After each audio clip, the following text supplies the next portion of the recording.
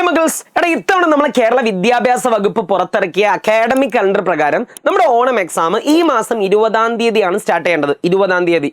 പക്ഷേ കേരളത്തിലെ ചില അധ്യാപക സംഘടനകളുടെ നിർദ്ദേശം പ്രകാരം മിക്കവാറും ആ എക്സാമിന്റെ ഡേറ്റ് ഒന്ന് മാറാനുള്ള സാധ്യത വളരെ വളരെ കൂടുതലാണ്. അപ്പോൾ നിങ്ങൾ പറയും, സാറേ എന്താ അങ്ങനെ തോന്നാൻ കാരണം?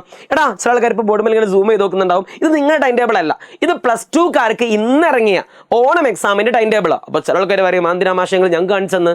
ഇതിന്റെ സ്റ്റാർട്ടിംഗ് ഡേറ്റും എൻഡിങ് ഡേറ്റും നോക്കുമ്പോൾ ആ അധ്യാപക സംഘടനകൾ പറഞ്ഞതിലേക്കാണ് വിരൽ ചൂണ്ടുന്നത്. സാറേ ഒന്ന് വ്യക്തമായിട്ട് പറ, നിലവിൽ നമ്മുടെ സാഹചര്യം എന്താടാ?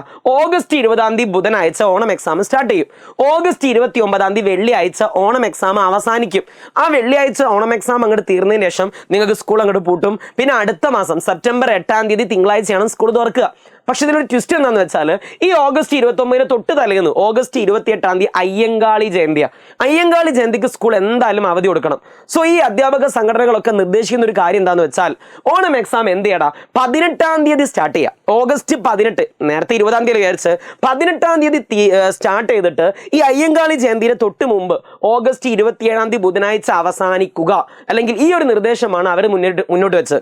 അതുകൊണ്ട് തന്നെയാണ് നിങ്ങൾ +2കാരുടെ ടൈം ടേബിൾ വന്ന സമയത്ത് അത് സ്റ്റാർട്ട് ചെയ്യുന്ന ഡേറ്റ് 18-ാം തീയതി, അവസാനിക്കുന്ന ഡേറ്റ് 27-ാം തീയതി. സോ ഗൈസ്, മിക്കവാറും നിങ്ങളുടെ ടൈം ടേബിൾ ഒന്ന് മാറാനുള്ള ചാൻസ് ഉണ്ട്. സോ നന്നായിട്ട് പഠിക്കുക. അതിന് മുമ്പ് നിങ്ങളൊന്ന് അഭിപ്രായം നിങ്ങൾ പറ. നിങ്ങൾക്ക് 18-ാം തീയതി സ്റ്റാർട്ട് ചെയ്യുന്നതാണോ കുറച്ചും കൂടി ബെറ്റർ ആയിട്ട് തോന്നുക, അല്ലെങ്കിൽ 20-ാം തീയതി സ്റ്റാർട്ട് ചെയ്യുന്നതാണോ ബെറ്റർ ആയിട്ട് തോന്നുക എന്ന് നിങ്ങൾ താഴെ ഒന്ന് കമന്റ് ബോക്സിൽ പറയാം. സോ ഇതിന് മുമ്പ് എനിക്ക് മറ്റൊരു കാര്യം കൂടി പറയാനുണ്ട്. എന്താണെന്ന് വെച്ചാൽ, ചില സമയത്ത് ചിലപ്പോൾ ഒരു 1-2 ദിവസം, ഒരു ദിവസം 2 എക്സാം വെച്ച് നടക്കാനുള്ള സാധ്യതയും വളരെ വളരെ കൂടുതലാണ്. മറ്റ് കിട്ടുന്ന റിപ്പോർട്ടുകളൊക്കെ കൂടി നമ്മളൊന്ന് അനലൈസ് ചെയ്യുകയാണെന്നുണ്ടെങ്കിൽ പല ക്വസ്റ്റ്യൻസും അധോലോകമാവാനാണ് ചാൻസ്. നല്ല ഹൈ ലെവൽ ക്വസ്റ്റ്യൻസ് വരാനുള്ള സാധ്യത വളരെ വളരെ കൂടുതലാണ്.